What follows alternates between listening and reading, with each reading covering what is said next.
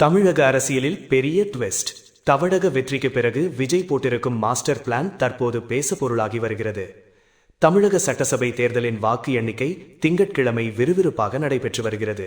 233 தொகுதிகளில் தனித்து போட்டியிட்ட தளபதி விஜயின் தமிழக கட்சி 100க்கும் மேற்பட்ட இடங்களில் முன்னிலை வகித்து ஆட்சியை நோக்கி வேகமாக நகர்ந்து கொண்டிருக்கிறது. இதற்கிடையில் அரசியல் களத்தில் இன்னொரு பரபரப்பு தகவல். வெற்றி பெறும் தமிழக வேட்பாளர்களை குதிரை பேரம் மூலம் இழுக்க முயற்சி நடக்கலாம் என்ற தகவல் விஜய்க்கு சென்றதாக கூறப்படுகிறது. இதனால் முன்கூட்டியே அலர்ட்டான விஜய் 2 நாட்களுக்கு முன்பே வேட்பாளர்களுடன் முக்கிய ஆலோசனை நடத்தியிருந்தார். அதில் அவர் கொடுத்த உத்தரவு என்ன தெரியுமா? வெற்றி பெற்றவுடன் எங்கேயும் செல்லாமல் நேராக பனையூருக்கு வந்துவிடுங்கள், நான் உங்களுக்காக காத்திருக்கிறேன்.